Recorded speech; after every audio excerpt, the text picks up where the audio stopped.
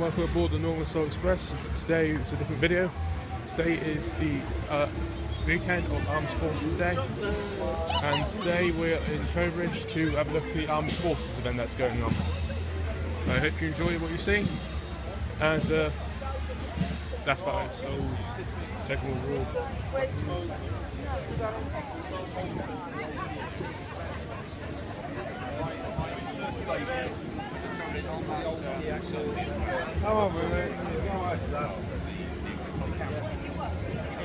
New weapons, worse. They are worse. They're basically a welded up lump of rubbish. They're pointless. They're pointless having good.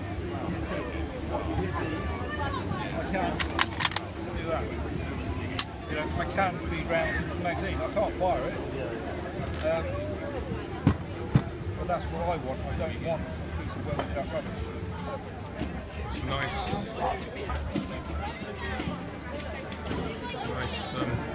We've got American Second World War vehicles. Is that the first one to the left? No jeeps, I don't know what they are. If anyone knows what these things are, and don't forget to tell me in the description or in the comments. Very nice. Very nice though.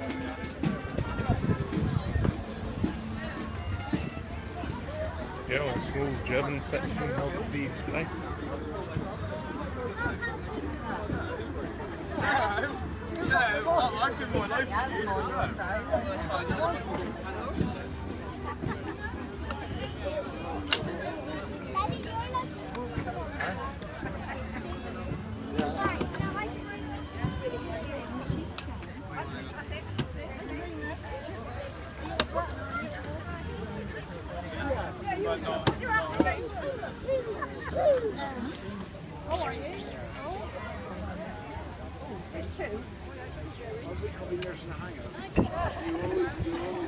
I am not always nursing a hangover.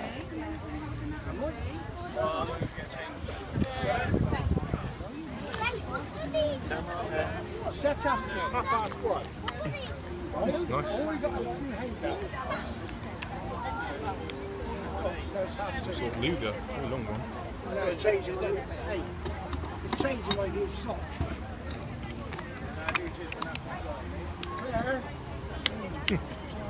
Made in Spain. Polish replica. Not loaded, of course.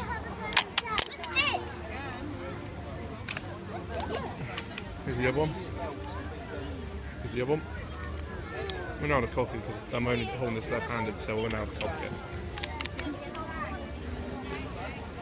So nice. So you got Spitfire replica here. Most of it's original.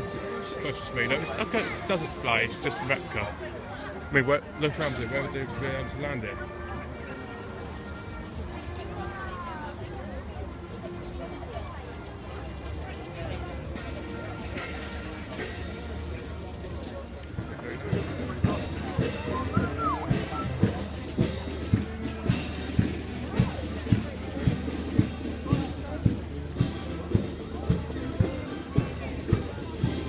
Wander now and chill out for a bit.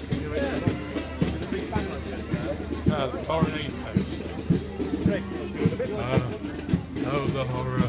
The horror. Oh, look at all the horror. If you are squeamish, stop. Like, pause the video and skip this part. Sit the next minute or so.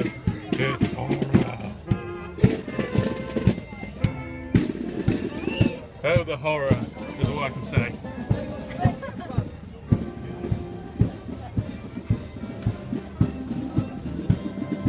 So with all these horrible injuries, how many of these soldiers would have been lucky enough to survive? I think they probably would all survive, but they could go back to England. Oh, yeah, fair enough. But this one's an American, he's just got a little bit of shrapnel in his eye, so he can go back. Oh yeah, he'll be fine, yeah. Yeah. He'll just have to wear glasses. Yeah. Probably not, it looks alright, it's just cut underneath, so he just needs cleaning up. Mm. You can come in. What happens to this poor gentleman? You're trying to mine. Oh dear. Sorry mate, no hope for you. No, go home. Yep. Good for you. Yeah, I've got a nice display of a burnout building. That? Nice jeeps. cool village troops. They are very nice. Stun guns and bullets and grenades and all sorts. Nice replica of a broken, blown out house.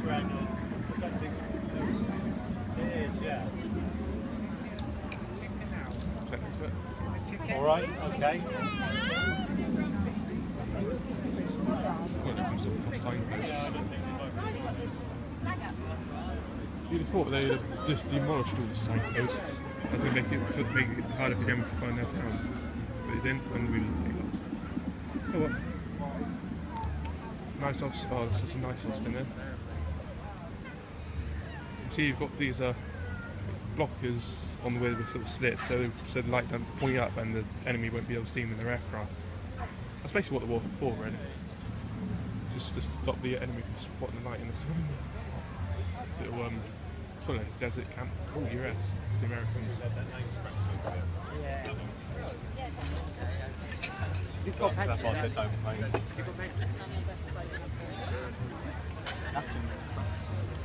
Oh, the French.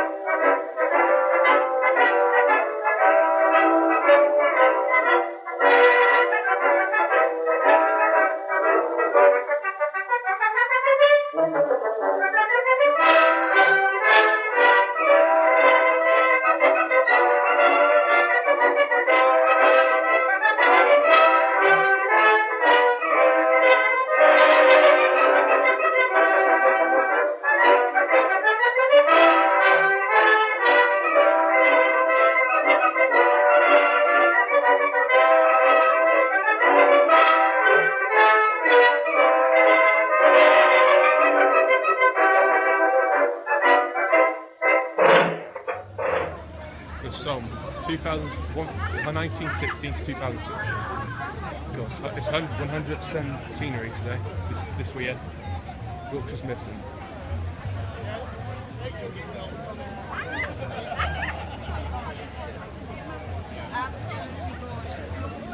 Here's all the history about it. I'll pause it and just read it through a bit. I'll just let it sit there for a bit. So the next paragraph, let you read it. On this big paragraph, books and Worcesters. If you can read that, then go and read it. Sorry, this part. I'll get a bit closer. Putting this part, a bit bigger, to the side.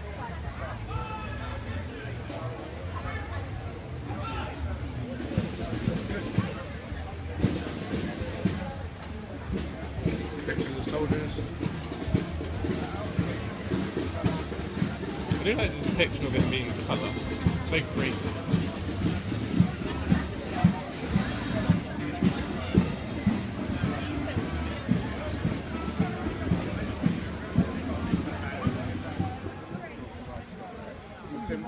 Yeah, he's living in Rascot. Yeah, he's just found out recently that his girlfriend.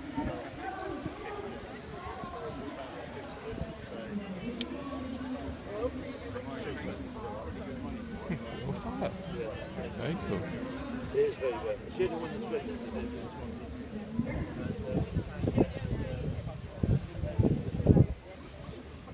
And the book sometimes, what comes out of the book. Totally unbelievable. It is. Look at them guns.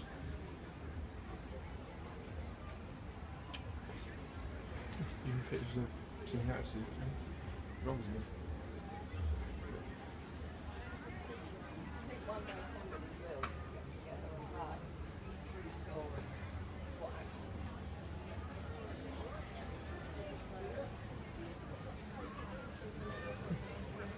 and spiz.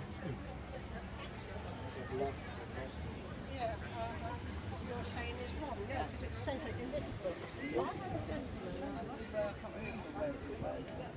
And he came to me and said to me, I read this book by this man. This book that this man has written. Display, there'll be lots of bangs and pops and machine guns and from all types of weapons. However, that 25-pounder when he fires is loud.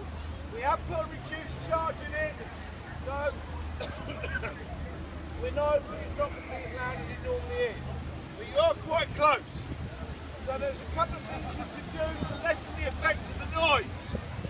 You can open your mouth.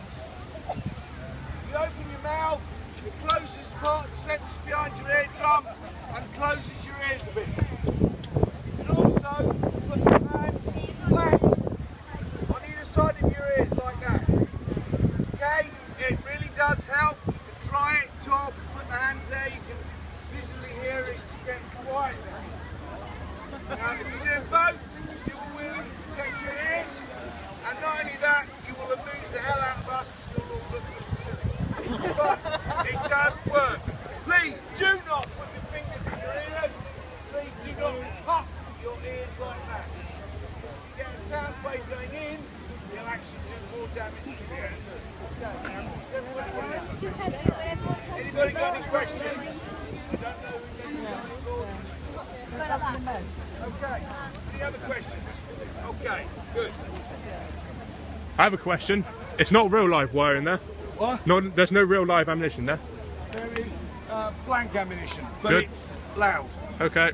Okay, ladies and gentlemen, did you hear that? Yeah. Just to reiterate, okay, the 25-pounder is loud. We have reduced the charge, so it won't be as loud as normal, but it's still loud. Especially young uns, okay, do not put your fingers in your ears. Do not put your hands over your ears. It doesn't help. Either open your mouth and put your hands flat like that. Okay? And face towards the first, start counting 10, then you can make like that. Be warned, but the noise of the gun is far loud. Thank you for your listening. Okay? I know that's what you're here for. We worry about the young ones. So when they're ready.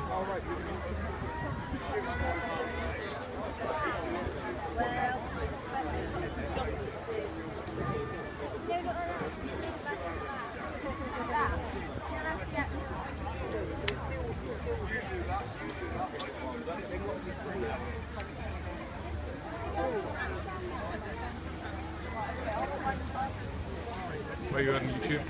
I think it's going to be loud. Come on. I just done that tornado with Didcot, these are steamings, and that was loud. I bet it won't be as loud as this. And I can still hear perfectly. So, prepare.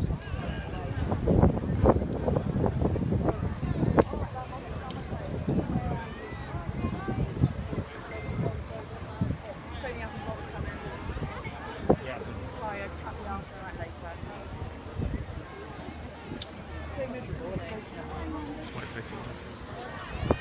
Gun started then. You up? Like,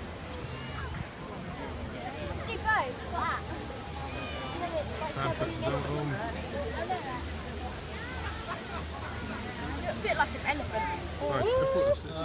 Weather's been reasonably kind to us, and I know we've all been very heavily engaged in thinking about Europe over recent days.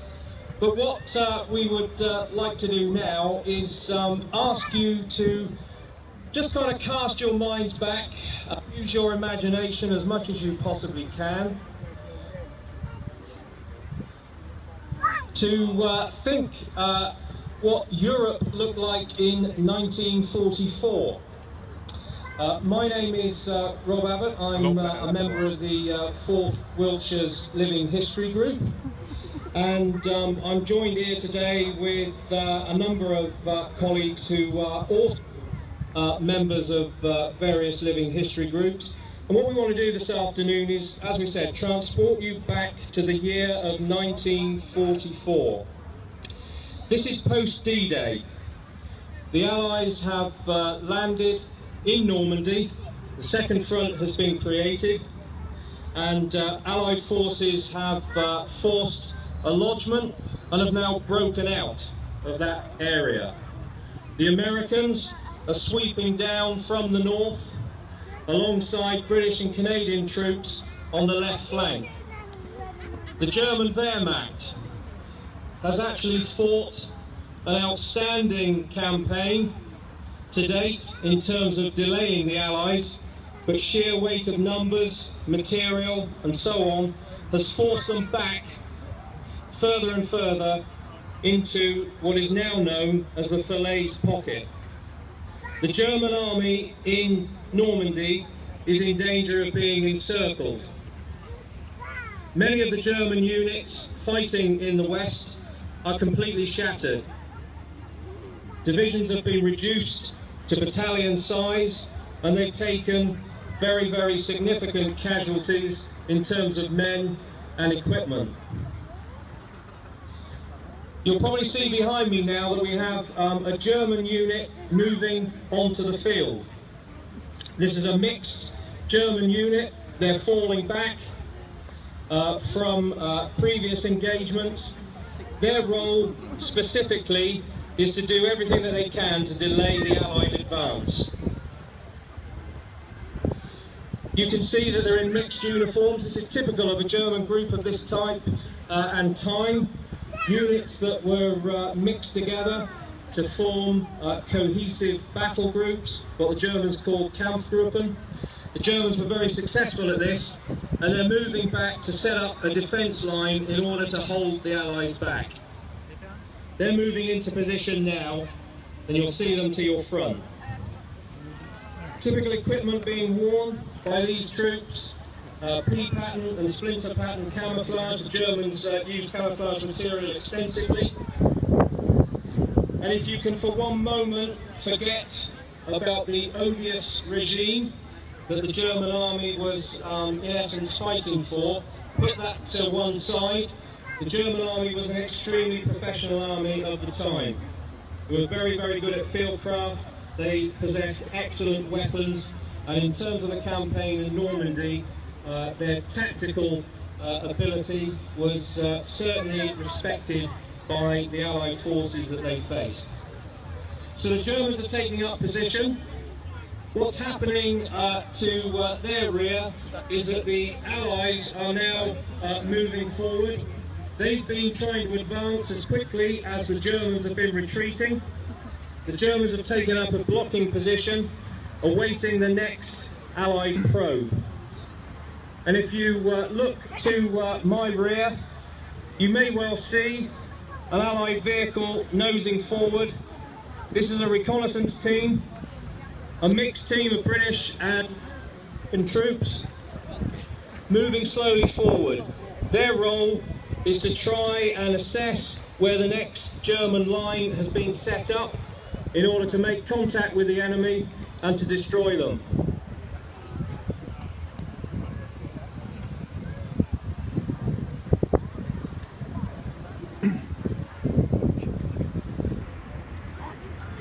They're moving cautiously forward.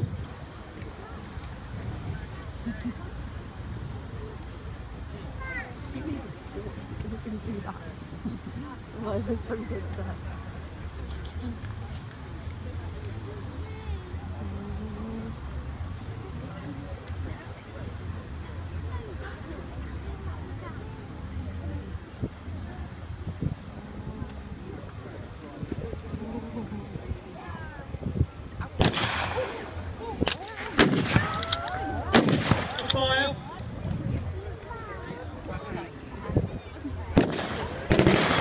The reconnaissance team are now trying to establish the strength of the enemy force in front of them. They're returning fire from cover. German mortar fire coming down. Further mortar rounds going off. It looks like the Jeep has been knocked out. The crew have taken cover. Now the reconnaissance force are unsure as to whether or not this is the main German line. But they certainly seem to have been stopped. Aaron is fake.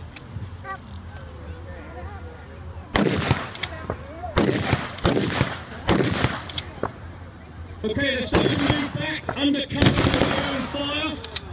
They're putting some smoke down. Okay, they called for additional infantry support. So what you'll be seeing now coming from the back of the arena is a larger Allied force, again mixed infantry and airborne troops moving forward in extended line. So the infantry NCO in charge has just told his men to spread out. Being caught bunched up by machine gun fire is not a great idea. Now they're probing forward, they're trying to find out again where the main German position is. This time there's more of them. They're going to take cover!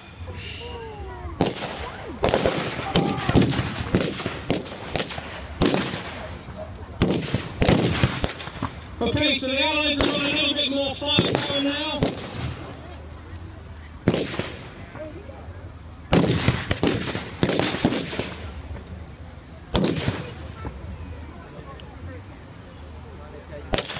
Still taking a lot of fire from the German position. Their NCOs now assessing the situation. Okay, we've got some machine gun support from the 30 caliber on the left flank.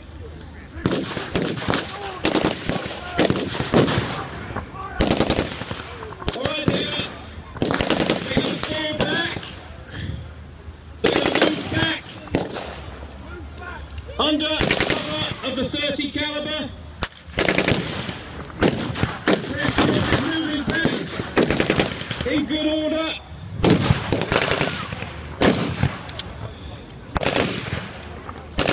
The NCO in charge has they called for artillery support.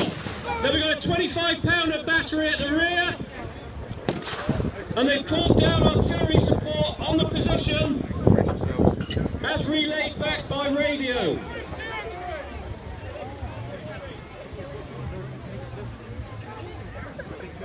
Okay.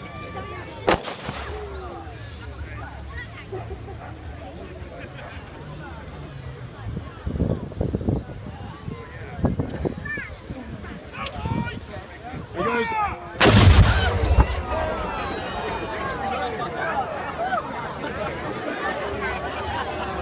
And that's when we all put half of us all got Did dead. anybody not hear that?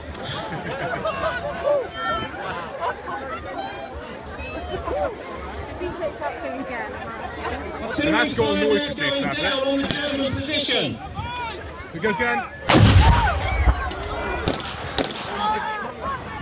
The Germans are now taking some pretty big hits. Got it? Well, that's more than enough excitement for one day. If you did enjoy this video, don't forget to give it a like and comment as well. I'd like to read likes and comments. If you like videos like this and you want to see more in the future, don't forget to subscribe. It's been a pretty interesting day today. I'm going to go for a 1 hour's time. It's an also express saying goodbye and good luck.